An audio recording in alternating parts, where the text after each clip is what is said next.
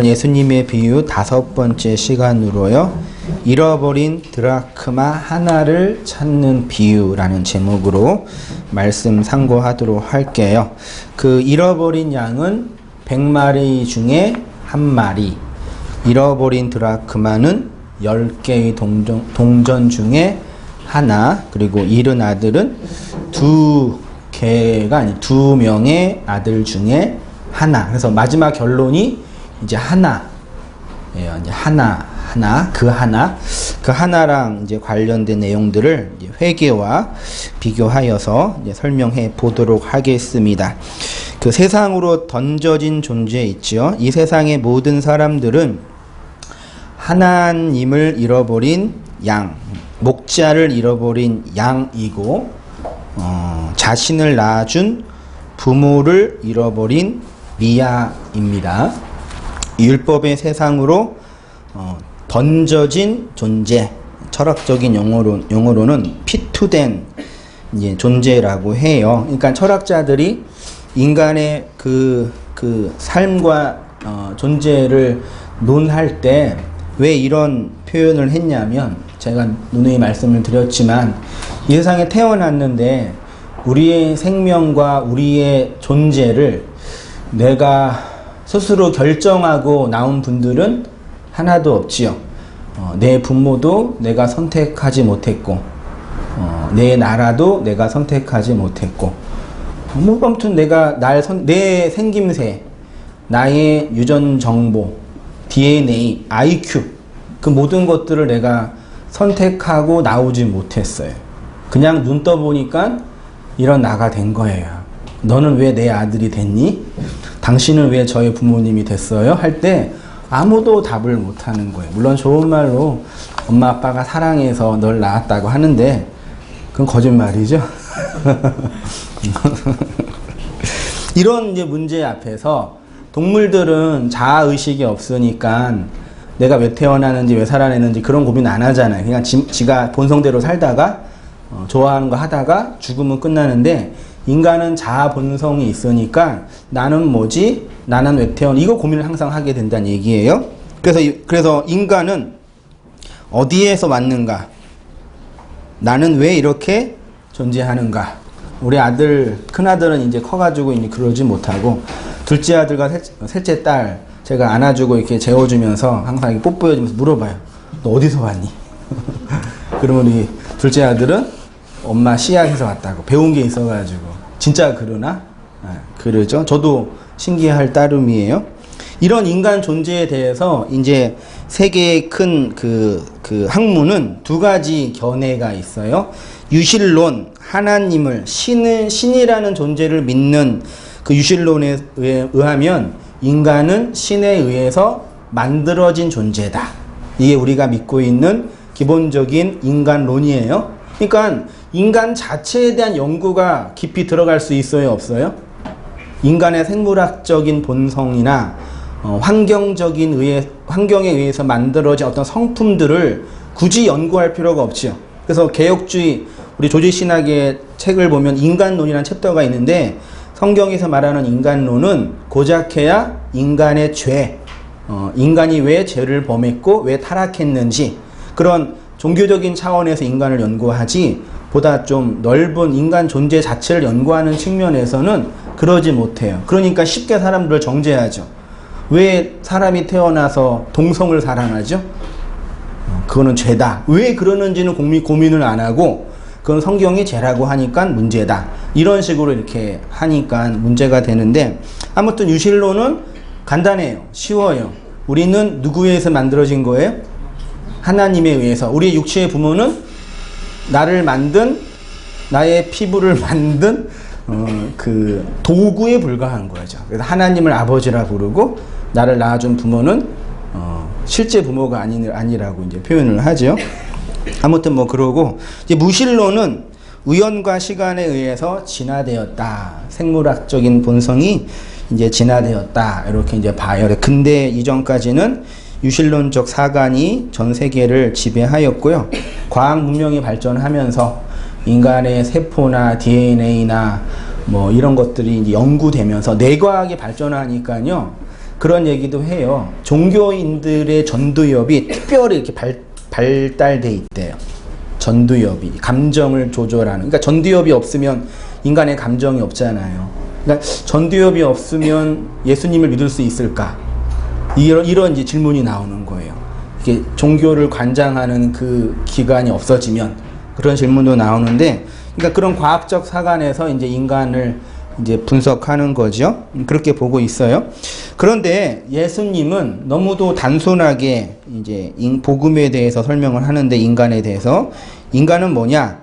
목자를 잃어버린 양이고 주인이 찾는 동전이며 아버지의 집을 나간 아들이다. 그리고 잃어버린 양을 찾는 것, 잃어버린 동전을 찾는 것, 집 나간 아들이 돌아오는 것을 뭐라 그런다고요? 회개, 동그라미. 막 빡빡 실하세요. 그거를 회개. 회개는 단순히 지난 날을 후회하고 지난 날을 반성하고 돌이키는 것을 회개라고 안 해요. 왜냐하면 우리가 지난 날을 후회하고 회개한다고 해도 우리의 성품은 변하지 않아요. 회개를 많이 한다고 사람이 착해지지 않아요. 이게 착각하지 마세요. 그러니까 가톨릭이 이런 걸 잘 이용해가지고 고해성사 프로그램을 만들어서 회개를 열심히 하면 착해질 수 있을 것이라는 얘기를 하는데, 하나님이 내가 지은 그 죄를 자백한다고 나의 지은 죄를 용서하시겠어요? 나 죄인이에요. 하나님 죄송해요. 잘못했어요. 그런다고 나를 용서하시겠냐고요. 그런 심리적인 그런 사건이 중요한 게 아니에요. 근데 그 인문학적으로나 그 프로이트나 라캉에 의하면 상처를 상처를 덜 받으려면, 좀 생활의 질이 좀 행복하려면 망각을 잘하면 된대요. 그러니까 망각을 못하는 사람이 상처를 잘 받아요. 그래서 어렸을 때 아빠가 나 때린 거, 요걸 안 잊어버리면 상처가 되잖아요. 근데 잘 잃어버리면 상처를 덜 받는다고. 그래서 비교해 보면은 잘 망각하는 사람이 좀 생활이 유쾌해지고, 망각을 잘 못하는 우리 아내 같은 사람은 되게 불행해지는. 10년 전에 그 얘기했다고.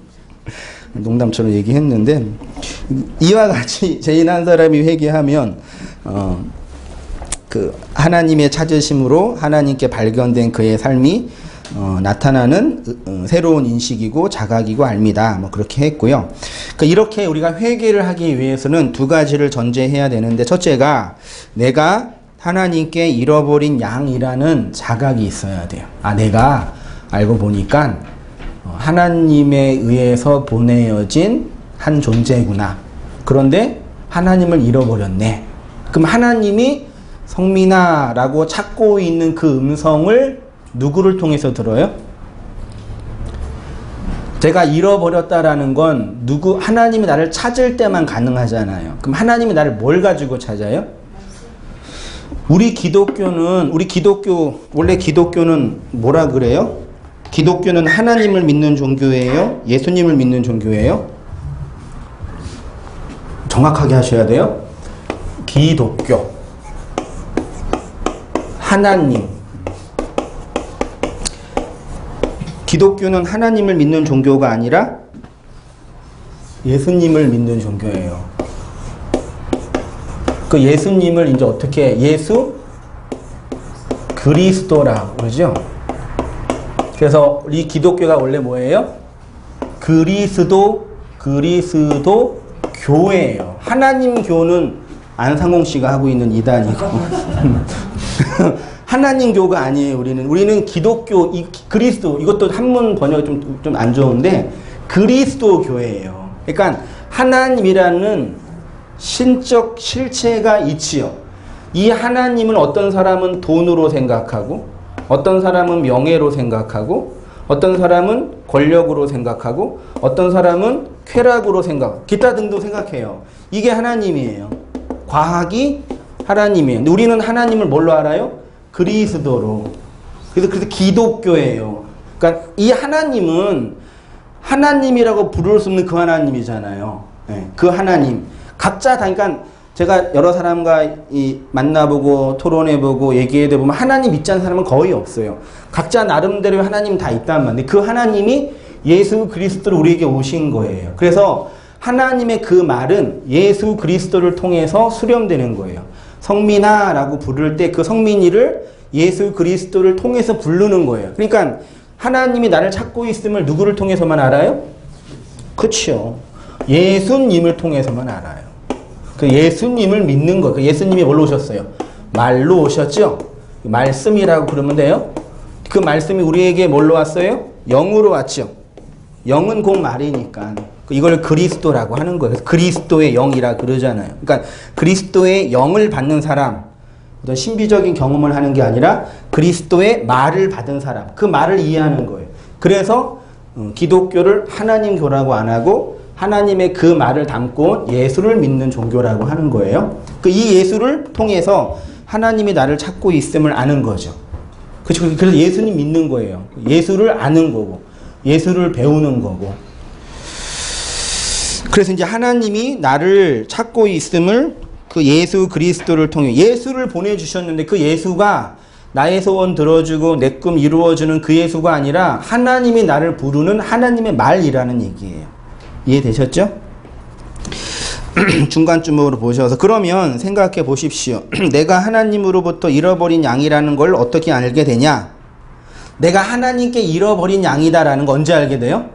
하나님에 의해서 찾아진 바 될 때 알게 되죠. 이해되시죠? 비슷한 논리로 내가 하나님을 믿지 않고 있다라는 걸 언제 알게 돼요? 하나님을 믿을 때 알게 돼요. 믿지 않음은 믿는 다에 무엇인가 하나가 더해진 거예요. 철학적인 얘기는 안 하고요. 쉽게 말해서 하나님을 발견한 사람이 하나님을 잃어버렸다는 걸 알게 되는 거예요. 길 가서 물어보세요. 너 하나님 널 찾고 계셔. 그러면 뭐라 그래요? 안 믿는 분들은. 왜 그러시냐고? 누구신데 날 찾으시냐? 그러잖아요. 근데 그 예수를 안 사람은 하나님 널 찾고 있어. 그러면 맞지요. 날 절 찾고 있죠. 내가 잃어버린 걸 아는 거예요. 이런 얘기가 이제 뭐예요? 무지하다라는 거는 알다라는 거. 알다라는 거는 내가 무지한 걸 아는 거죠. 알지 못하는 걸 아는 게 진짜 진리예요. 내가 아무것도 모르는 것. 내가 구원이 필요하구나를 아는 게 구원이라고요. 내가 가짜구나를 아는 게 진짜고요. 이건 철학적으로 입증이 됐어요. 네.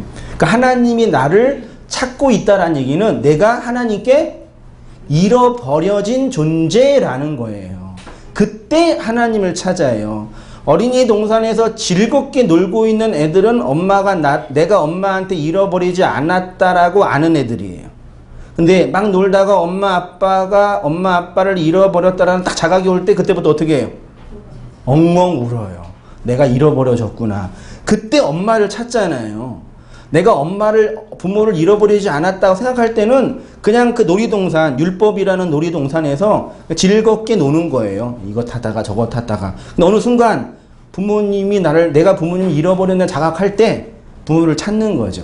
똑같아요. 이 세상이라는, 율법이라는 우리의 이 인생이라는 놀이동산에서 열심히 즐겁게 뭐 탈까, 저거 자이어 드롭을 탈까, 자이어 슬링을 탈까, 아틀란타를 탈까 막 고민하고 있는데 부모를 잃어버린 걸 알았어요. 그때 그게 재밌겠어요? 물론 우리 준이는 재밌겠죠. 할렐루야 하고 실컷 놀겠죠. 엄마 기다리지 마, 내가 알아서 갈게. 근데 담비 정도 되면 이제 애가 이제 미치는 거죠.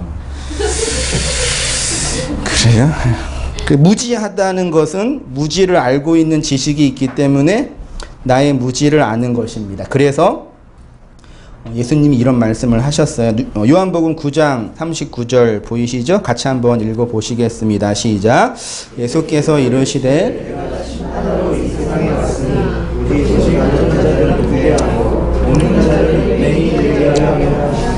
바리새인 중에 예수와 함께 있던 자들이 이 말씀을 듣고 이르되 우리도 맹인인가? 예수께서 이르시되 너희가 맹인이 되었더라면 죄가 없으려니야. 본다고 하니 너희 죄가 그대로. 이 말씀을 제가 설명한 것 뿐이에요. 보지 못한 내가 못 보네요. 그게 보는 거라고요. 내가 아무것도 없네요. 그게 있는 거고요.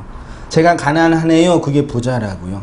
제가 무지하네. 그게 지식이 있는 거라고요. 근데 율법 안에 갇혀 있는 사람들은 내가 봐요. 내가 알아요. 내가 행하고 있어요. 그렇게. 그러니까 예수님이 필요해요, 필요 없어요? 필요 없죠. 동네 아저씨만큼도 안 되죠.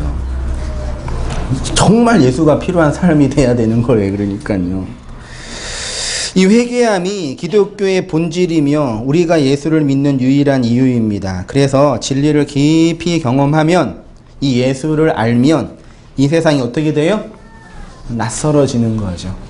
세상에서 이방인이 되는 것처럼 느껴지죠. 왜냐하면 난 지금 세상에서 밥 벌어 먹으며 더 높이, 더 멀리, 더 빠르게, 올림픽 슬로건이죠.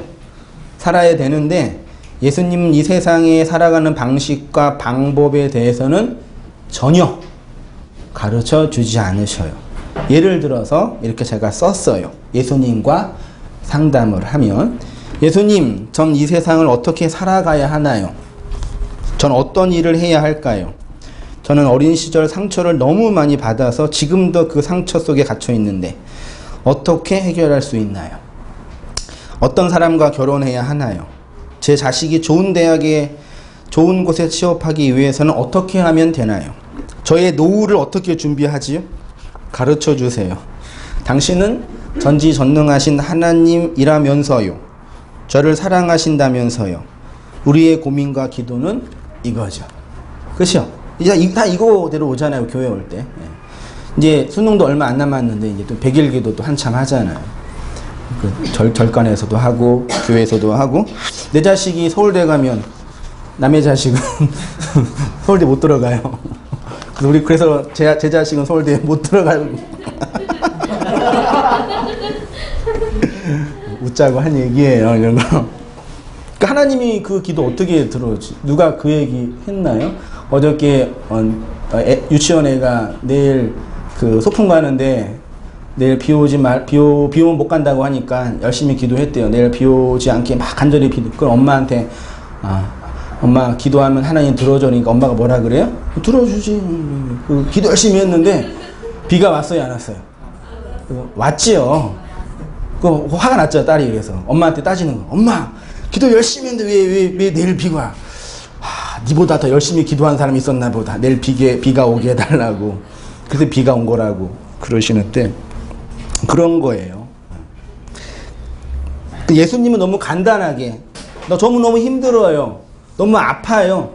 너무 사는 게 힘들어요. 왔는데 예수님이 뭐라 그래요? 너는 목자 잃은 양이란다. 아니, 알아요. 누가 몰래요? 이게 너무 힘들다고요. 요거 너는 잃어버린 동전이란다. 아니, 내가 아니래요. 진짜 내가 힘든 게 이건데 이거 어떻게 해야 돼요? 너는 잃어버린 아들이란다. 이렇게 얘기하는 거예요. 그러니까 누가 예수님 믿겠어요?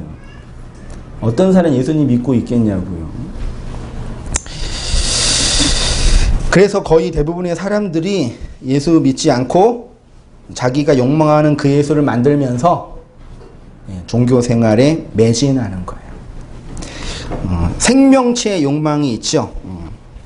프로이트나 라캉에 의하면 인간의 가장 중요한 욕망은 첫 번째가 뭐라고요? 생존, 생명체, 무기물이 아니라 유기물이요. 생명체가 가지고 있는 가장 중요한 욕망은 생존하는 거예요. 생존이 되면 그 다음에 뭐예요? 이 생존, 생명체의 생존이 나를 통해서 뭐하게? 제가 뭐라고 표현했어요? 이 번식은 좀 기분 나쁜 용어가 없어서 그냥 번식 욕망이라고 했어요. 그 내 생존이 보장이 되면 그 생존을 확장하는 거죠. 그래서 우리 아이들이 대학 들어가고 졸업해서 취업하면 엄마 부모님이 뭐라 그래요? 생존이 됐으니까 뭐 하라 그래요? 이제 결혼하라. 그 얘기는 이제 번식하라. 그 얘기를 돌려서 하는 거예요. 그래서 모든 생명체는 자기의 생명을 보존하는 방식으로 움직여져요. 그런데 인간 말고 모든 동물들은 태어나자마자 뭐예요? 30분 안에 걸어요. 모든 동물들은. 송아지든 병아리든 알에서 나오거나 엄마 자궁에서 나오면은 30분 안에 걸어서 스스로 엄마 젖을 찾아다녀요. 근데 인간만 태어나자마자 뭐해요? 인간은 아무것도 못해요. 이빨도 없고 태어나서 엄마 아빠가 보살펴 주지 않으면 그 아기는 죽지요. 되게 신기하지 않나요? 그래서 어린 아이들이 자기의 생존을 보호하려고 어떻게 해요? 나에게 생명을 지켜주고 양식을 줄 엄마 아빠한테 착하게 보여요. 애들이 예쁜 이유가 뭔지 아세요? 내가 엄마 아빠가 나를 예쁘게 봐야지 나한테 젖 주고 밥 준단 말이에요. 애기들은 그게 마음이 착해서 양심이 선해서 예쁜 얼굴로 있는 게 아니라 그렇게 안 하면 엄마 아빠한테 사랑을 못 받기 때문이라고 그렇게 표현을 해요. 물론 이제 그런 생물학자들이 표현하는 거지만 그거 맞는 것 같아요. 자기가 존재적으로 본능적으로 생존해야 돼요. 그렇죠? 생존 욕망이 있어요. 생존이 되면은 그 다음에 뭐예요? 그 다음에 그 생존을 확장하며 나는 거예요. 그러니까 어렸을 때는 엄마 아빠 말 잘 들었던 자녀들, 그 품 안의 자식이라 그러죠? 몇 년이에요? 유통기간 몇 년이 품 안의 자식?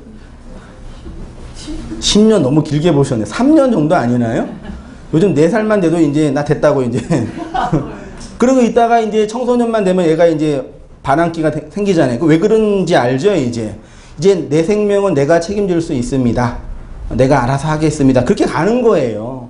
생물학적으로 이렇게 있는 거예요. 그러니까 그런 인간에 대한 이해를 가지고 청소년기의 아이들을 대해야지. 너는 어떻게 목사 아들로 태어나서 왜 그것도 안 하고 저것도 안 하고 그러면 잘못된 아이들을 대하는 거거든요. 근데 제가 이 얘기를 왜 하냐면 우리도 생명체지요. 우리도 생명체잖아요. 그 생명체니까 반드시 번식하는 욕망과 그리고 그 생존하는 욕망과 번식하는 욕망이 우리 안에 내재되어 있어요. 생명은요. 근데 하나님도 생명체죠. 하나님 살아계신다고 했잖아요. 그럼 하나님도 생명체니까 하나님 스스로 생존하는, 말이 좀 그렇지만 그냥 들으세요. 생존하는 욕망이 있으실 거죠. 네. 그리고 하나님 스스로 그 생명력이 확장되기를 원하실 거죠. 그럼 여기에서 뭐가 일어나요? 네. 우리의 이 욕망과 하나님의 욕망이 뭐예요? 충돌이 일어나는 거예요. 그래서 인간이 어떻게 해요? 종교는 하나님이 나의 생존과 번식하는 그 힘을 북돋아 줄 것이라고 정하는 거예요. 종교는 어떻게? 치성을 드리는 방식으로. 그러니까 내가 중요한 게 아니라 하나님의 중요하지 않아요. 중요하죠. 어떤 의미에서? 나에게 생명과 번식을 공급해 줄 수 있는 실제로서 어린아이. 그 어린아이가 부모 말을 잘 듣는 거예요. 그 성경에는 어린아이가 되지 말라 그러잖아요. 그래서 이게 이거예요. 이 종교예요. 근데 하나님에게도 생존하고 좀 그러죠.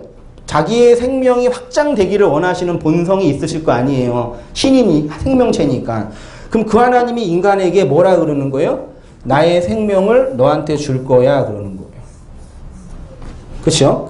이 하나님의 계획은 얘를 잘 포장해가지고 이 율법의 세상에서 성공시키고 번영시키고 높은 곳에 올라가게 만드는 것이 하나님의 꿈과 비전은 아니에요. 그건 우리가 만든 거예요.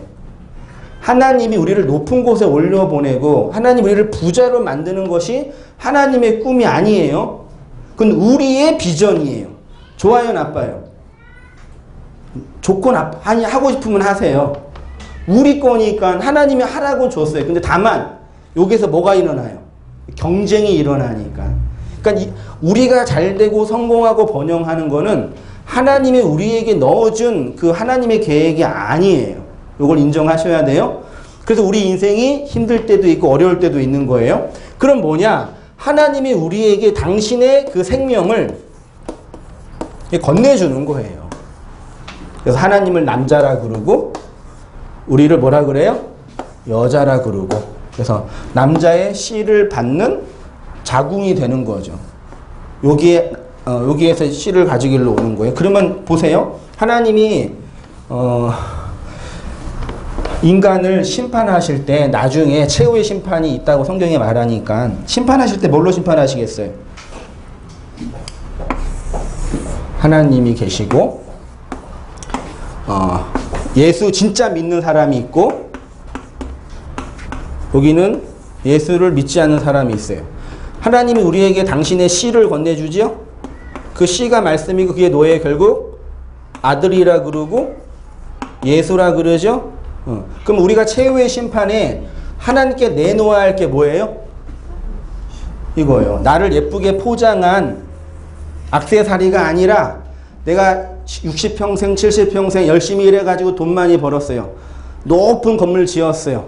나 잘했죠. 이게 아니라 하나님이 건네준 그 씨를 주는 거예요. 그래서 다말이 구원받은 거예요. 그 다말을 지혜로운 여자라고 하는 거예요. 근데 이 씨가 없는 인간은 어떻게 해요? 갔는데 하나님이 자, 내 거 줘 그러는 거예요. 내가 열심히 일해서 돈도 벌었고요. 건물도 크게 졌고요. 기타 등등 다 있어요. 그거 주면 하나님 뭐라 그러세요? 아니, 알아. 누가 뭐래? 좋은 거야. 내 거 주라고. 이거 주면 어떻게 해요? 아니, 내 거 주라고. 내 씨, 내 생명, 네 안에 줬잖아. 왜 안 줘? 그 얘기 하는 거예요. 그러니까 뭐 어떤 차이가 있는지 알겠죠? 기독교랑 이방 종교랑 오늘날 한국교회가 타락해 된 원인과 이유에 대해서 이 세상에서 성공하고 번영하고 잘 사는 문제는 우리의 문제예요. 네, 그래서 부모님 잘 만나고 교육 잘 받고 그리고 유전 정보가 좋고 IQ 높고 그러면은 좀 더 다른 사람보다 좀 더 높은 데 올라갈 가능성이 많이 있고. 그러니까 저는 자주 말씀드렸지만 뭐죠? 너가 실패한 이유는 너의 게으름 때문이야. 이런 건 옳지 않아요.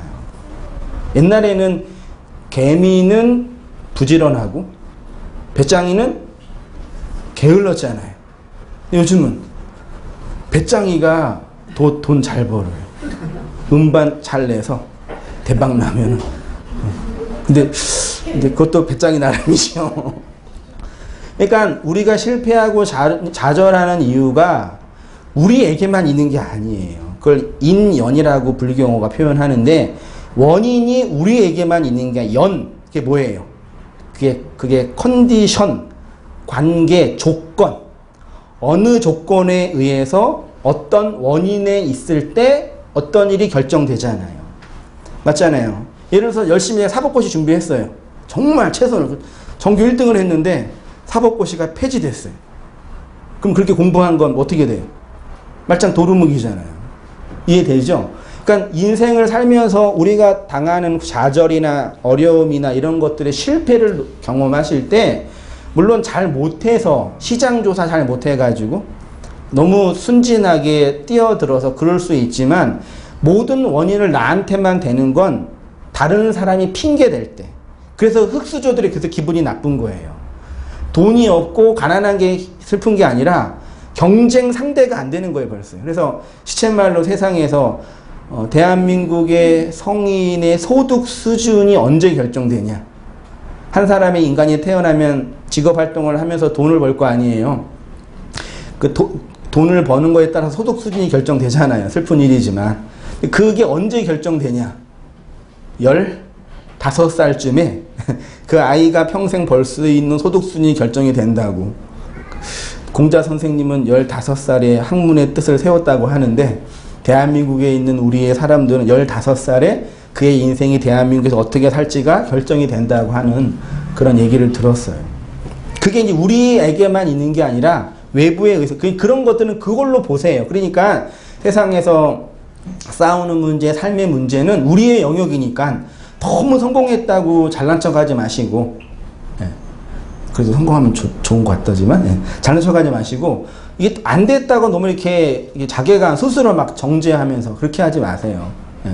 물론 너무 또 그런 것도 문제가 있을 수 있겠지만, 그런 어떤 상태와 조건들을 잘 헤아리면서 이 율법의 세상을 잘 버티고, 예.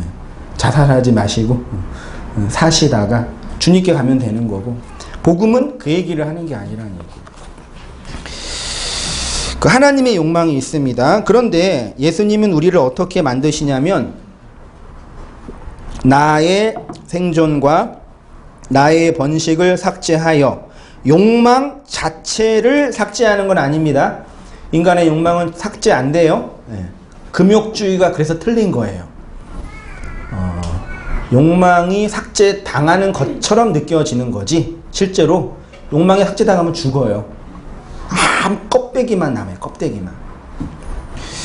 하나님의 생존과 하나님의 번식이 나를 통해 이루어진다는 얘기입니다. 그것이 예수님이 그렇게 강조하신 하나님의 나라, 하나님의 천국, 그러니까 하나님의 그 씨가 내 안에 심기어져서 내 안에서 이루어지는 것을 천국이라고 표현해요. 하나님의 나라. 우리가 예수님 믿어서 지옥이라는 뜨거운 곳에 들어가지 않고 좋은 곳에 들어가는 개념의 천국이 아니라 나에게 이루어지는 하나님의 나라, 하나님의 통치, 하나님의 생명, 그걸 천국이라고 성경이 표현해요. 2페이지요. 그러니까 회개란 무엇이냐면 나의 나라에서 하나님의 나라로 돌이키는 것을 회개라고 합니다.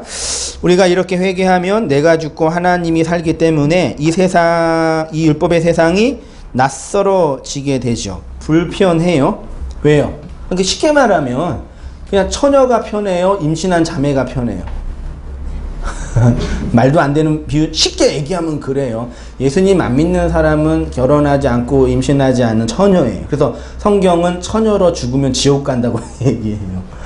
그 지옥, 처녀로 죽는 걸 악이라고 표현해요. 근데 성도는 그 생명을 받은 임신한 여자가 된 거예요. 그러니까 사는 게 불편하잖아요. 하고 싶은 거 해요. 술 마시고 싶은데 술 마시면 안 되죠. 담배 피우고 싶은데 나이트 가서 놀고 싶은데 못하잖아요. 왜? 그 생명이 내 안에 있으니까요. 그게 성도의 삶이란 얘기예요. 그래서 불편해요. 그래서 인간은 이 율법의 세상으로 상징되는 에덴 동산 밖에서 성막들에서 성전 마당에서 살인하며 희생제사 드리며 살아갑니다. 인간을 향한 계명 속의 첫째 계명이 살인하지 말라 이죠. 10계명의 앞에 5 기억나죠? 제가 썼는데 1. 나 외에는 다른 신을 내게 두지 말라. 2. 우상 숭배하지 말라. 3. 내 이름을 망령되이 일컫지 말라. 4. 안식일을 지키라. 5. 부모를 공경하라. 이거는 대신계명이라고 우리가 흔히 얘기하는 이 대신계명은 우리가 지켜요 못 지켜요? 엄밀하게 말하면 못 지켜요. 왜? 하나님의 실체를 우리가 모르니까요. 하나님 외에 다른 신, 그러니까 이걸 못 지켜요. 그러니까 나는 하나님을 사랑해요. 어저께 하나님이 나한테 말씀해 주셨어요. 어저께 하나님이 나한테 이 성령의 은혜를 이렇게 하라 그렇게 말하시는 분들은 틀린 거예요. 병적 증상이에요. 이거는 뭘로 설명돼요? 이거의 짝이 뭐예요? 뒤에 5개. 살인하지 말라, 간음하지 말라, 거짓 증거하지 말라, 도둑질 하지 말라, 탐내지 말라. 이 대신이 대인으로 짝이 돼서 하나가 되는 거예요. 그의 계명을 지키는 거예요. 우리가 지키냐? 이 뒤에 5개를 예수님이 살인, 간음, 거짓 증거, 사랑이라고 얘기했죠. 그것의 첫 번째가 살인이에요. 살인. 그러면 살인하지 말라가 앞에 있는 하나님을 향한 계명의 모든 거란 얘기죠. 살인하지 않으면 계명이 완성되는 거예요. 할렐루야. 그러면 살인하지 않으면 계명이 완성되니 여러분 사람 죽였어요? 안 죽였어요? 안 죽였으니까 계명이 완성되는 거죠. 그게 아니라 제가 산상순 26강에서 그 얘기 했는데 보세요. 그러니까 내가 하나님을 사랑한다, 믿음이 있다, 하나님께 순종한다 이런 초월적인 개념들 소위 뜬구름 잡는 얘기 이런 얘기 제일 많이 하는 사람이 누구예요? 하나님께서 함께 하십니다. 기도해 주시면 들어주십니다. 누가 제일 많이 해요? 목사가 제일 많이 해요. 목사 다음에 누구예요? 조현병 환자. 제일 이런 신적 이런 걸 가지고 이제 살아요. 그게 아니에요. 그것이 어떻게 형성되냐? 이렇게 나의 생존과 나의 번식을 추구하며 살아갔던 내가 나의 생존이 삭제당하고 나의 번식이 삭제당하여 하나님의 생존과 하나님의 번식으로 살아가는 삶을 회개. 이제 아시겠죠? 기독교 뭔지 아시죠? 다른 거 이거 더 이상 논쟁의 가치도 없잖아요. 기복주의 기독교와 율법주의 기독교와 신비주의 기독교가 왜 타락했고 왜 문제가 있는지 충분히 입증되시죠? 이 회개를 숫자로 말하면 뭐예요? 보이세요? 하나 동그라미 하세요. 굵게. 회개를 숫자로 말하면 하나. 그래서 100마리에서 몇 마리? 한 마리 찾는 거고, 동전 10개에서 1개 찾는 거고, 아들 둘에서 하나 찾는 거예요. 회개는 이렇게 하나를 찾는 것이고 하나가 되는 것이죠. 우리가 하나님을 향하여 회개한다는 얘기는 하나님과 내가 뭐가 되는 거예요? 하나가 되는 거예요. 그래서 하나님을 하나님이라고 부르는 게 아닐까. 여러분, 우리가 진정으로 다른 사람과 하나가 될 수 있나요? 네. 그 사랑하는 아내 남자와 사랑하는 여자와 하나가 돼요? 결혼 생활 잘하면 하나가 돼요? 결혼하신 분 못하시나 보네요. 저도 결혼한 지 한 16년? 네, 그쯤 되고 있는데 해를 거듭나면 거듭날수록 하나가 아니구나. 영원한 타자구나. 이걸 더 깊이 깨달아져요. 내가 결혼 생활 잘못하고 있는 건가? 혹시 진정한 부부의 하나를 경험한 분이 계시다면 저한테 와서 저 좀 돌이켜 주세요. 그러니까 이거를 이제 하나가 된 거를 성경이 그 예를 든 것 중에 하나가 벗이라는 개념이에요. 친구. 진정한 친구를 하나라고 이제 이런 얘기하면 좀 위험할 수 있는데, 그래서 어떤 철학가들은 진정한 사랑은 동성애다 그렇게 말하는 철학자가 있는데 좀 위험한 얘기지만 친구라는 개념이 우정이라는 개념이에요. 그래서 고대 시대에는요 진짜 친한 친구가 있으면 모든 걸 다 공유하거든요. 심지어 뭐까지? 아내까지 공유를 해요. 진짜 그 우정이 그 깊어서 지금 같은 사회에선 적용이 안 되고, 그러니까 성경이 하나님과 우리와의 하나를 이제 설명하는 예증 중에 하나가 친구와 부부예요. 친구와 부부. 근데 여러분 인생을 사시면 사실수록 어떤 느낌이 들어요? 나랑 살 맞대고 살고 있는 이 사람도 나랑 하나가 안 되고, 정말 그 불알 친구였던 그 친구랑 즐겁게 지냈는데 소득 수준이 달라지고 삶의 패턴이 달라지니까 나중에 40살, 50살, 60살 되면은 그 친구랑 친하게 지내는 게 부담스러워지잖아요. 뭐 미워서가 아니라. 그 인생을 살면 살수록 우리는 어떤 생각이 들어요? 진정한 하나는 이 땅에서 없구나. 그런 게 더 절실히 느껴지게 되고, 이게 더더군다나 이제 사회 현상까지 이게 지금 나타나고 있어서 개인 혼자 사는 삶이 너무 이게 자연스럽게 됐어요. 심지어 일본에서는 부부가 한 30년 살았으면 이제 서로의 삶에 대해서 좀 이렇게 좀 놔주자. 그 뭐라고 그러더라? 이혼은 안 해요. 근데 사실상 아니야. 법적으로 이혼은 안 하는데 혼자 살게 이렇게 서로 인정해 주는 거예요. 그게 유행이래요. 우리나라는 일본에 유행한 게 꼭 오거든요. 몇 년 후에요. 사업하시는 분 일본 가서 보세요. 이렇게 사업할 만한 게 일본에서 보면서 여기서 뭐가 유행하는지 와서 한국에 접목시키면은 돈 벌 수 있을지도 모르자. 그래서 한국에도 개인 개별 생활, 그런 혼자 사는 분들에 대한 이런 게 많이 일어나고 있는데 씁쓸한 일이지만 아무튼 우리 인생은 하나가 될 수 없어요. 혼자 아무것도 없이 태어나서 혼자 가는 거죠. 그게 인생이잖아요. 근데 그 과정 속에서 뭘 아셔야 돼요? 하나님과 내가 어떻게 하나가 되냐. 그 얘기에 뭐 어떻게 하나가 되냐 해볼게요. 그 성경에서 이제 하나라는 숫자가 있는데 3페이지로 갈게요. 고대 시대에는 지금 우리가 사용하는 아라비아 숫자 개념이 없었어요. 아라비아 숫자는 15세기인가 16세기 때 상인들에 의해서 사용됐어요. 개발은 인도에서 1세기경에 만들어졌는데 실제로 돈을 많이 추구해야 되니까 돈 계산해야 되니까 아라비아 숫자가 나온 거예요. 그 전에는 아라비아 숫자가 없었어요. 그러니까 성경을 아라비아 숫자로 보면 돼요, 안 돼요? 안 돼요. 그래서 숫자 하나에 다 의미가 다 있어요, 진짜. 있는데 다 모르는 거예요, 우리가 지금. 막 이게 뭐 알레프에는 하나의 뜻이 있는데 다 있는데 이거를 다 해석하지 못하는 거.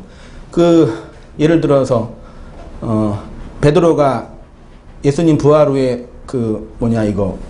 그물을 던졌는데 몇 마리 잡았어요? 153마리. 그거 가지고 성공한 기업 못나비. 그 153마리에도 그 뜻이 다 있어요.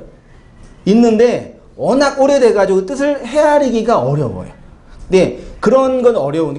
또 이제 창세기 5장에 뭐 누구는 몇 세에 죽고 누구는 몇 세에 죽고 그 얘기 다 나오잖아요. 그 노아가 아니에요. 노아가 몇 살에 죽었죠? 900살까지 살았을 거예요. 노아 600세 홍수 일어났으니까 무드셀라 몇 살에 죽었어요? 969세. 라멕은 몇 살에 죽었어요? 777. 다 숫자가 있는데 다 의미가 있어요, 진짜. 의미가 있는데 그걸 막 무조건 해석하면 부담스러워요. 맞을 수도 있고 틀릴 수도 있으니까. 그러니까 그런 걸 무조건 언어를 공부한다 쉬고 해서 막 해버리면 맞을 수도 있지만 틀릴 수 있으니까 위험할 수 있거든요. 뭐 하다가. 아무튼 성경의 숫자는 각자의 의미가 다 있단 말이에요. 그 중에 이제 대표적인 하나인데, 이 하나가 히브리어로 뭐예요? 에하드라고 해요. 이 에하드가 연합하다, 통일되다, 하나가 되다인 아하드라는 동사에서 파생됐대요. 그러니까 에하드는 1이 의미하는 건 뭐냐면 연합이 되는 것, 하나가 되는 것, 통일이 되는 것. 됐죠? 창세기 1장 5절 빛을 낯이라 칭하사 읽어주세요. 시작.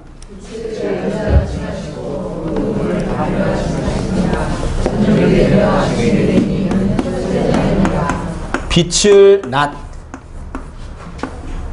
어두움을 뭐예요? 밤. 그리고 이걸 뭐라 그래요? 첫째 날이죠. 첫째가 에하드예요. 첫째가 에하드. 날은 뭐냐면 그 욤이라 그래요. 욤 히브리어로요. 욤은 이건 그냥 여기에 그 낮이 아니라 이게 날이야, 날. 역사. 시간. 그럼 보세요.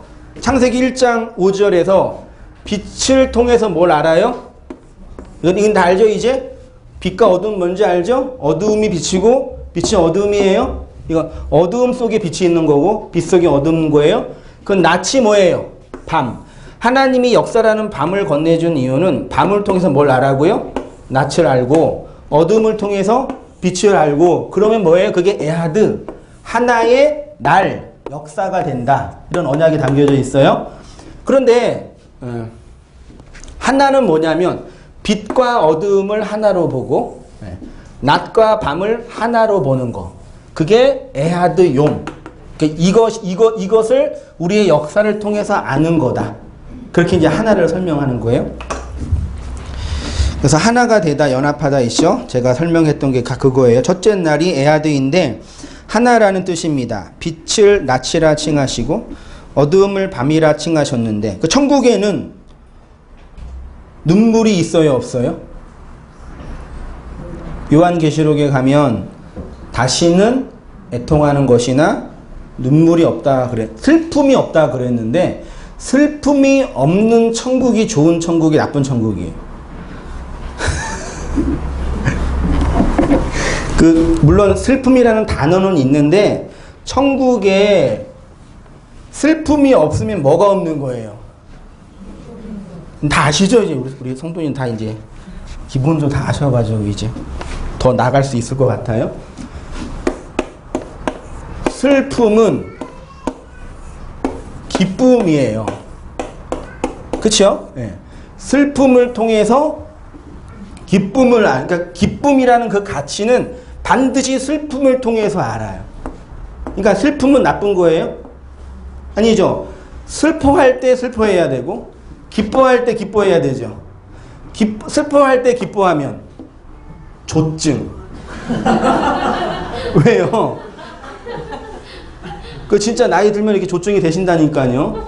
기뻐할 때 슬퍼하면 우울증.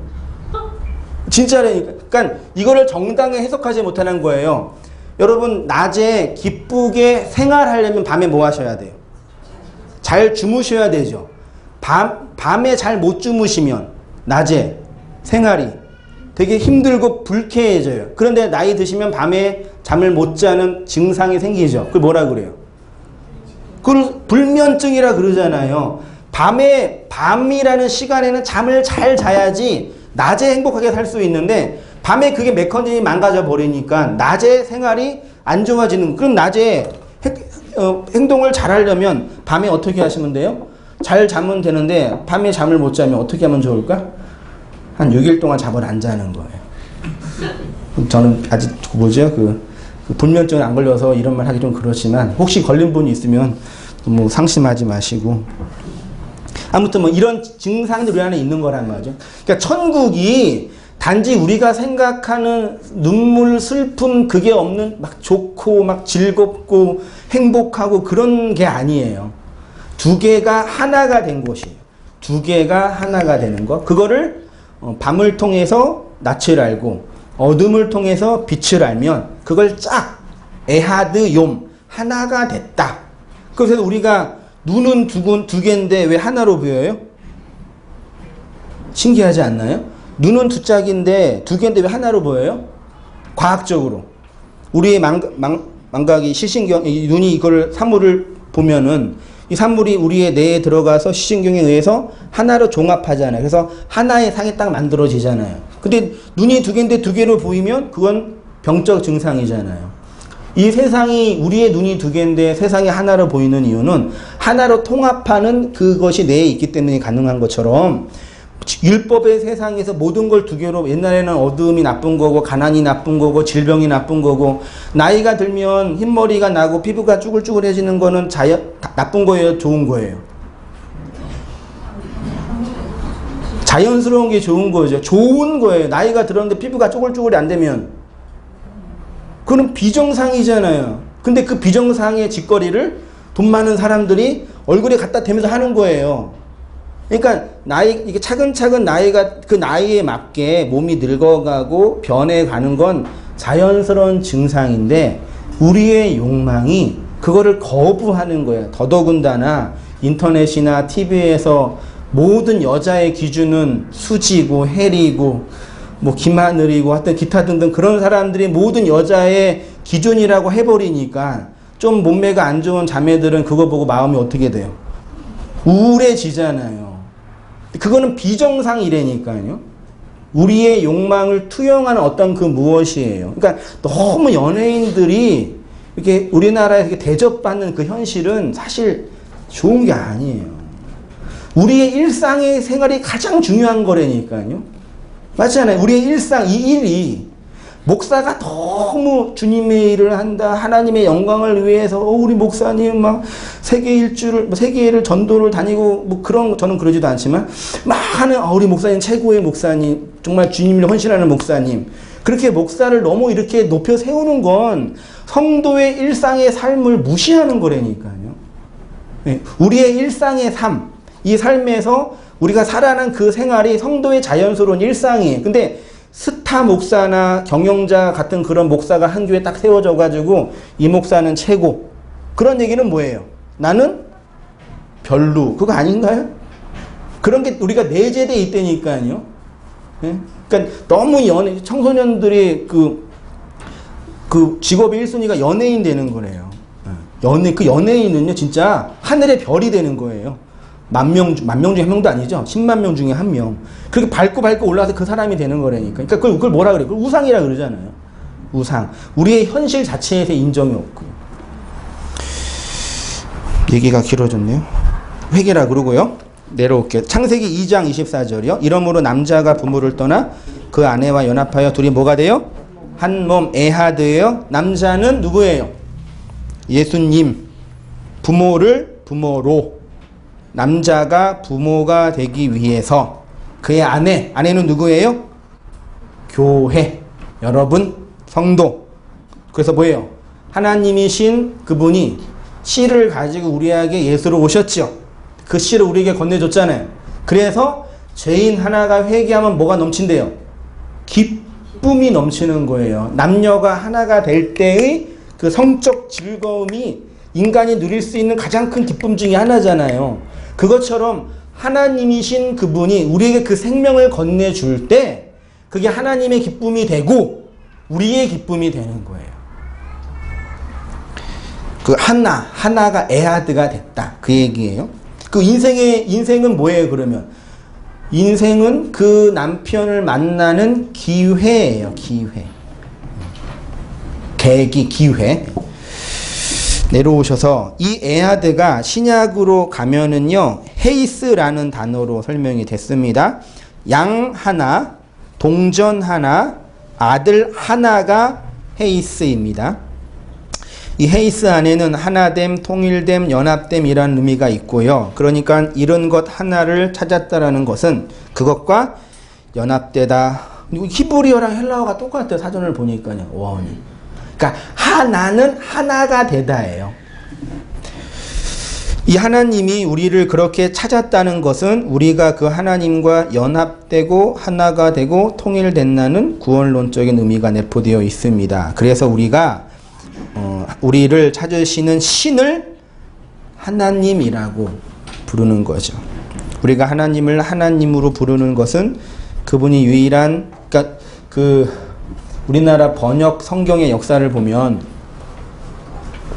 천주교 성경은 공동 번역은 하나님을 뭐라고 번역했어요?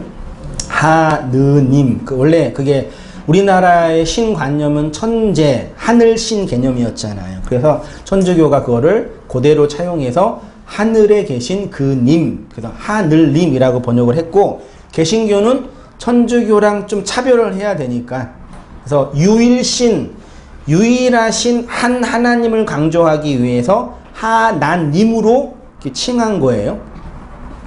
근데 그게 유일한 하나님이라는 우리 그 유일신 사상이 강조돼 있죠. 우리 개신교 진영에는. 그래서 다른 종교와 다른 종교에 대해서 되게 배타적인 내용이 있고, 다른 거에 대해서 되게 배타성이, 왜냐면 유일신 신앙이 강조되니까. 근데 그 유일신, 하나라는 개념이 유일한 하나님이라는 개념뿐만 아니라 하나가 된다라는 개념이 내포되어 있는 거예요. 그를 말씀드리고 싶어요. 그래서 신명기 6장 4절을 보면은 여호와는 오직 하나인 여호와, 유일신 사상이죠. 마가복음 12장 9절도 유일한 주다, 하나의 주예요. 쭉 내려오셔서 요한복음 17장 1절을 보시면 나는 세상에 더 있지 아니하오나 저희는 세상에 있사옵고 나는 아버지께로 가옵나니 거룩하신 아버지여 내게 주신 아버지의 이름으로 저희를 보존하사 우리와 같이 저희도 뭐가 되게? 하나가 되게. 그러면 우리가 유일한 존재가 된다가 아니라 그 하나님과 하나가 된다라는 의미에서 이렇게 표현하는 거예요. 그래서 회개하면 기뻐요. 하나가 되니까요. 나의 죄를 용서받았어요. 내가 하나님께 인정받았어요. 내 기도가 응답받았어요. 그게 무슨 상관이 있어요? 하나가 되는 거랑요. 열심히 아까 내가 말씀드린 것처럼 기도 제목 다 올려놓고 자식이 잘 되고 온땅교회 저의 간절한 기도 제목 온땅교회가 부흥하고 뭐하고 다 있어요. 그게 기도가 응답되는 거랑 내가 하나님과 하나가 되는 거랑 무슨 상관이 있냐고요. 그러니까 큰 교회 목사가 타락하는 거는 당연해요. 온땅에 큰 교회 되면 안 되겠네. 왜냐하면 방향성이 다르니까요. 하나님을 고작해야 나의 소원과 나의 일거리를 이렇게 잘 해주시는 그런 하나님으로만 생각한다니까요. 그게 문제라고요. 그게 일 못하고 안 되는 게 문제가 아니라요. 하나님은 어떤 의미에서는 그런 거에 관심이 없다니까요. 그래서 어느 날 미치고 환장할 노릇이에요. 생각해보세요. 개척을 딱 했는데 개척교회 목사가 뭐 해야 돼요? 개척 안 해서 모르시죠? 죄송해요. 가게를 열었어. 영업을 했어요. 뭐 해야 돼요? 손님을 끌어야 되잖아요. 근데 성경을 보니까 성도를 끌을 수 있는 방법이 있어요? 없어요? 그거 어떻게 하셔요? 없어요. 그런데 신학교에서 교회 성장학이라는 게 있다니까요. 교회 성장학. 그래서 사람을 많이 끌을 수 있는 방법에 대해서 배워요. 돈 내고. 저도 열심히 배웠어요. 논문도 잘 쓰고 A 플러스 받았어요. 그래서 개척이 되는 건가? 하나님은, 그러니까 개척교회 목사가 성경을 통해서 교회를 성장시킬 수 있는 방법을 성경에서 못 찾는다니까요. 그 여러분은 오죽하시겠냐고요. 여러분의 일터, 여러분의 직장, 여러분의 가정 문제, 여러분의 개인의 문제, 우리가 감정이 힘들고 우울할 때 하나님이 위로해주지 않으세요. 그것조차도 위로해주지 않는다니까요. 그러면 우리를 그냥 버려두시는 거예요? 네? 내가 인생에 큰 위기를 당할 때 저기 앞에서 차가 10톤 트럭이 막 오는데 주여 그러면 저 10톤 트럭이 없어져요? 그 위급한 상황인데 그 살아계신 하나님이 날 구원해주지 않아요. 막 오면 어떻게 해요? 그냥 가는 거지 뭐. 그러면 나의 그 죽음을 하나님이 그냥 버려두신 거예요? 하나님에게 그 나의 죽음은 죽음이 아닌 거예요. 그러니까 그냥 두시는 거예요. 이런 게 사회의 그런 문제, 세월호에서 아이들이 죽어가는 거나 기타 등등의 그런 어려움, 불나서 막 아이들이 죽어가고 있는데 살려주세요! 막 하는데 그 신이 오셔서 그냥 뿅 이렇게 옮겨주시면 되잖아요. 하나님 있는 데면서요. 그렇게 안 해준다니까요. 그러니까 그런 삶의 문제에 있어서는 잘 하셔야 돼요. 지혜롭게 조심하시고, 과속하면 안 되고. 예. 화재보험 들어야 되나? 그런 우리의 문제를, 우리의 현실의 문제, 그러니까 세상에 나가서 그런 걸 잘 배우세요. 기도만 하지 말고요. 어느 급품 볼 시간에 책을 봐라. 그게 있거든요. 그런 거 가지고 기도할 시간에 열심히 일하세요가 더 나아요. 그러면 우리가 하나님을 왜 믿어요? 그것 때문에 믿을 거면 믿을 이유가 없는 거라니까요. 그것 때문에 믿을 거면 믿는 게 아니에요. 그치요? 네, 제가 또 열냈네? 괜히 열냈네. 화가 났나? 마지막으로 이제 그 하나가 되는 부분에 대해서 이제 사도 요한이 성경의 마지막을 완성한 사도 요한이 그 하나, 에하드, 헤이스를 뭘로 표현했냐면 모노게네스라는 단어로 표현했어요. 자, 4페이지로 가겠습니다. 마태복음과 마가복음에서는 예수님을 호, 휘오스, 무호, 아가페토스. 휘오스는 아들이고요. 아가페토스는 사랑하는 자. 예수를 뭘로 표현했냐면 하나님의 사랑하는 그 아들. 그래서 마태복음과 마가복음에는 예수를 하나님의 사랑하는 아들 그렇게 표현했어요. 근데 요한만 예수를 뭘로 표현했어요? 모노게네스라고 표현했어요. 왜 그러냐면은 마태복음, 마가복음, 누가복음을 흔히 공관복음서라고 해요. 요한복음은 공관복음서가 아니에요. 예수님이 부활하시고 하늘로 올라가셨는데 뭐라 그러셨어요? 올라가실 때 뭐라 그러셨는지 아세요? 사도행전 1장에 보면 내가 금방 온다. 준비해라. 그러니까 제자들 마음속에는 예수님이 금방 올 것처럼 느껴진 거예요. 아, 금방 오. 그래서 집 다 버리고 다 모여서 열심히 기도한 거예요. 하루 기도하고, 하루는 괜찮아요. 한 달 기도하고, 2달 기도하고, 3달 기도하고, 4달 기도해도 예수 안 오는 거예요. 그래서 1년 되고, 2년 되고, 예수 안 와. 예수님 분명히 온다 그랬는데 안 와. 그래서 30년 어간쯤에 이제 신학적인 전환이 일어나요. 야, 예수님이 안 오신다. 어떻게 해야지? 어떻게 해요?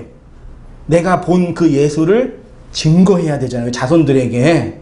그래서 그 전까지는 성경 기록이 필요가 없었는데, 왜? 예수를 직접 본 사람들이 있었으니까. 그분들이 죽어가니까 성경 어떻게 해요? 기록을 해야 돼요. 그때 기록된 문서가 마가복음, 마태복음, 누가복음이에요. 30년 어간.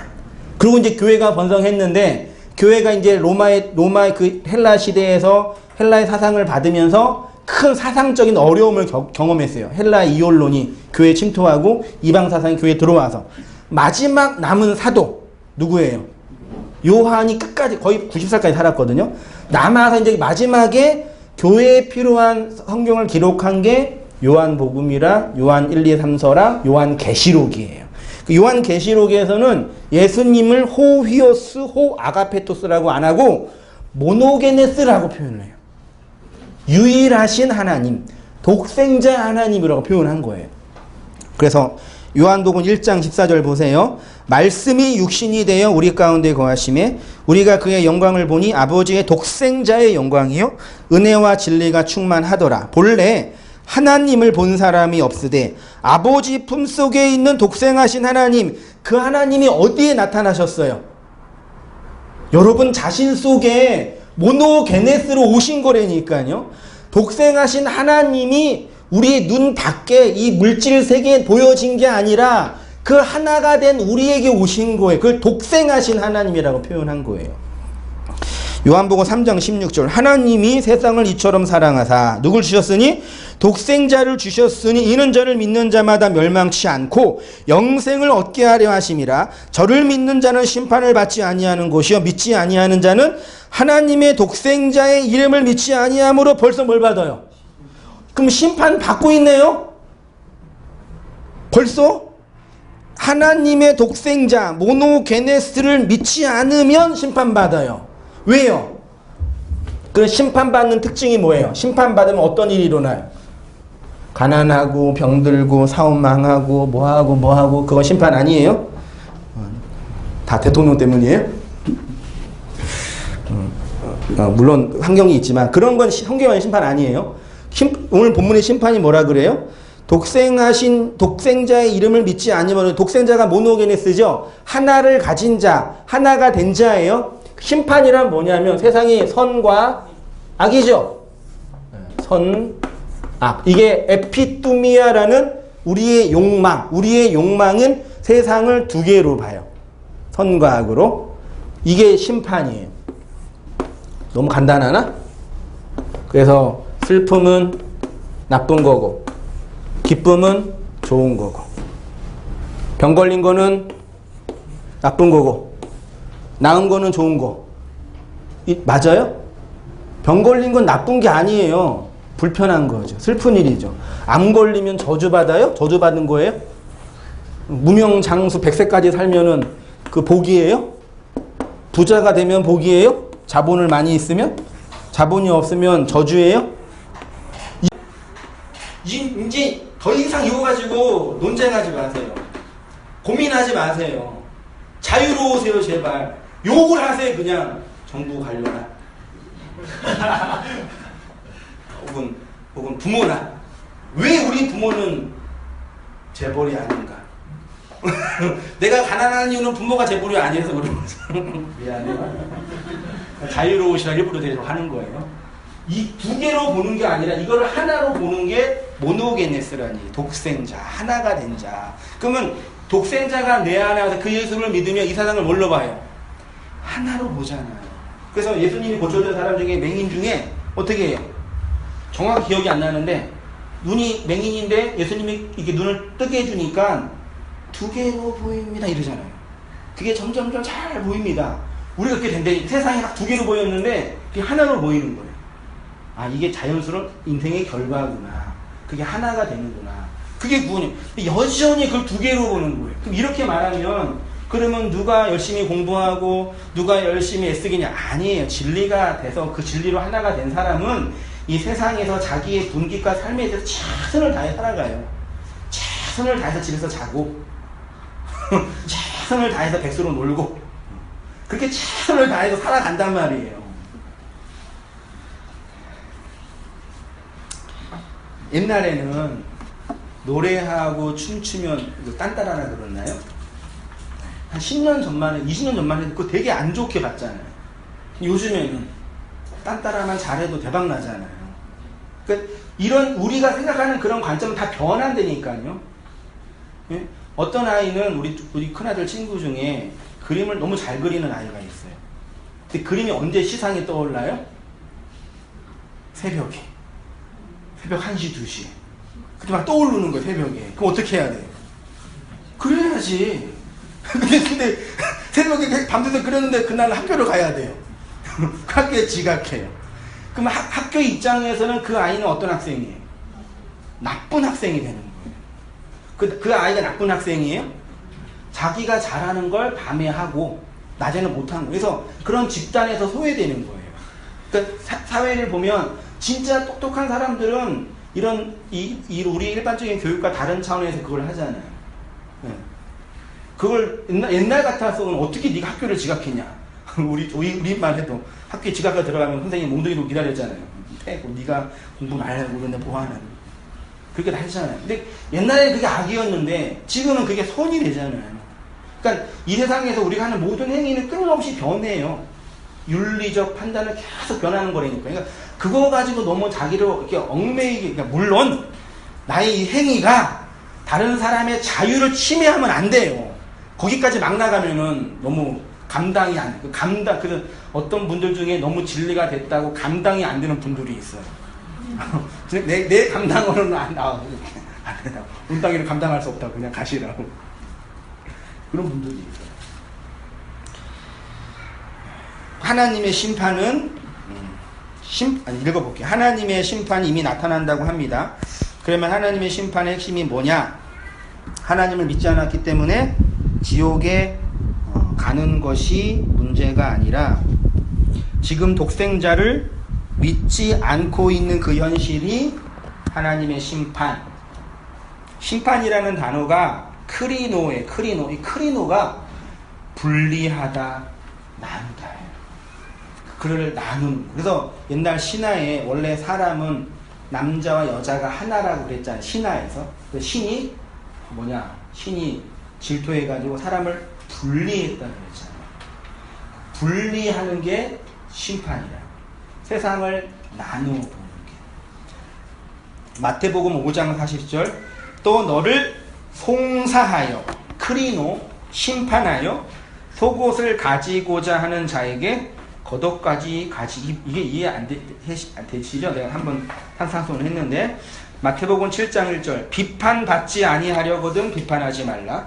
너희의 비판하는 그 비판으로 너희가 비판을 받을 것이며 너희의 헤아리는 그 헤아림으로 너희가 헤아림을 받을. 이 세상을 두 개로 보면 그게 심판하는 거예요.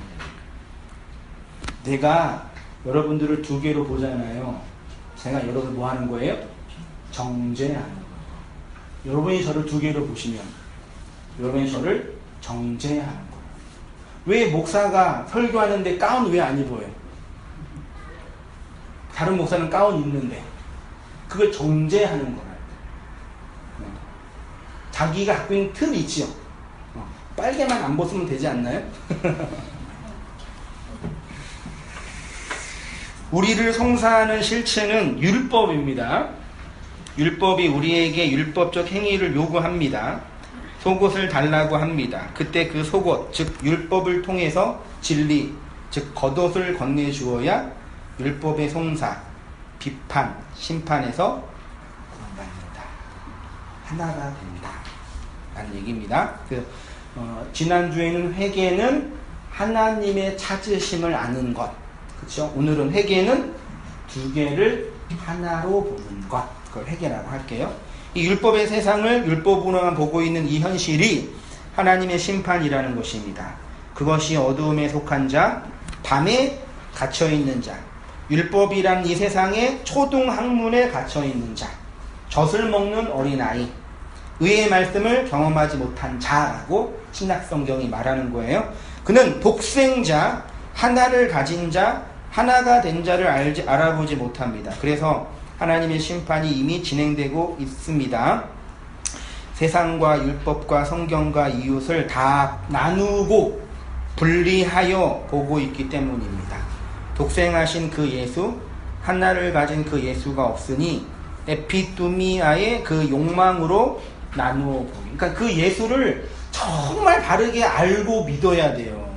예수를 부처처럼 믿어버리니까. 부처님도 그렇게 믿으면 안 돼요. 원래 불교도 그 불교가 아니에요. 무슨 부처님께 기도를 해요. 부처님께 복 달라고 기도하고. 무슨 스님이 사주를 왜 봐요? 자기가 하나 구원받으면 돼. 목사가 왜 그 축복기도, 여러분 축도는 축복기도가 아니에요? 목사에게 축복권이 있다고 얘기하는데 이거는 말씀을 전한 그 사람이 대표잖아요. 말씀을 듣는 회중들에게 그대로 이루어지기를 바랍니다라는 그 말씀 맡은 자의 헌신이에요. 이게 뭐 대단해요? 아우 진짜 뭐 이게 놀라워요? 전도사 때 놀라웠어요. 나는 언제 축도할까 그랬는데 아무것도 아니에요. 어떤 분은 목사의 축복권이 없다고 하니까 나한테 막 넌 축복기도 안 하냐고 이렇게 하냐고. 이 축복기도가 아니라 축원 뭐지? 아무튼 그래요. 내려올게요. 그가 보는 모든 것, 그가 행동하는 모든 것이 죄가 되고 악이 되고 심판이 됩니다. 그래서 사람이 살 수 있는 유일한 길은 뭐 하는 거예요? 이게 방학이래. 추석 때 집에서 그 방콕 하면 밤에 그 재미있는 영화 두 편을 봤는데, 첫 번째가 내부자들이랑 두 번째가 설국열차였거든요. 근데 설국열차를 보니까 진짜 새로운 발상이더라고요. 그대로 우리의 이 세상을 그대로 반영하고 있더라고요. 맨 아래 칸에서 그렇게 비참하게 살고 있는 사람이 맨 윗칸으로 올라가서 뭐 하나 잘하겠다가 사람 중에 올라가잖아요. 근데 진정한 구원은 뭐예요? 맨 앞에 올라가서 왕이 되는 게 아니라 그 기차를 부시고 나오는 거예요. 봉준호 감독이 그 해안이 있는 것 같아요. 확실히 구원 받았는지는 모르겠지만 이 세상을 보는 그런 해안이 있는 거예요. 기독교는 이 율법의 세상을 박차고 나오는 거예요. 두 개로, 그러니까 하나님과 우리가 하나가 된다는 얘기는, 하나가 되는 게 뭐예요? 1시간, 2시간 기도하면 우리 안에 종교적인 카타르시나 심리적인 변화 때문에 어떤 느낌이 오셔요? 그게 하나가 되는 거예요?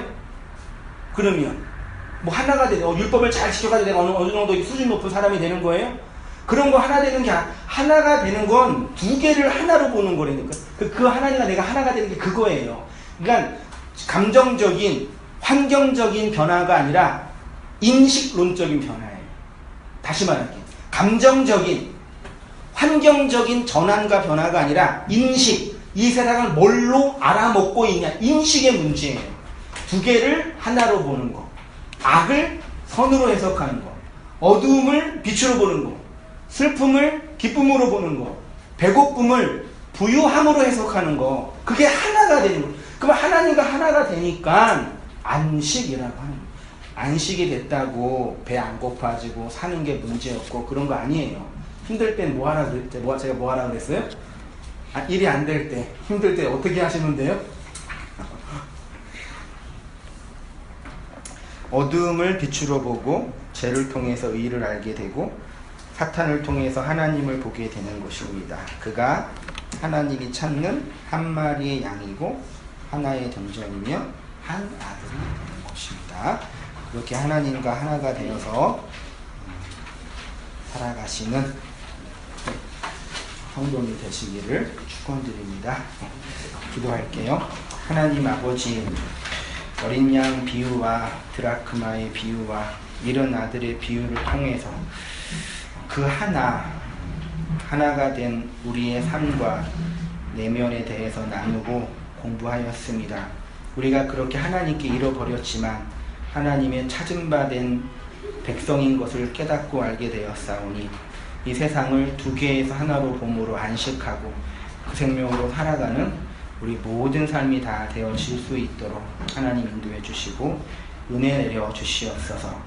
여전히 우리의 인생에는 재정적인 문제 때문에, 관계적인 어려움 때문에, 혹은 개인적인 병 때문에 아프고 눈물을 흘리고 고통받고 절망받을 때도 많이 있지만 그 속에서 하나님의 그 나라와 생명을 기억하게 하시고 우리를 연합하게 하고 하나가 되게 하시는 그 생명으로 오롯이 드러날 수 있도록 주님 인도해 주시고 은혜 내려 주시옵소서. 예수님의 이름으로 기도합니다. 아멘. 네, 우리 찬양하기 전에 오늘도 처음 오신 분이 제 눈에는 앞에 두 형제님 가셨네? 뒤에 계셨었는데 또 처음 오신 분 안 계시죠? 뒤에 앞에 두 형님 박수로 별거 없어요. 네. 가실 때 수건 가지고 가세요. 다 함께 일어나셔서요. 내주의 나라가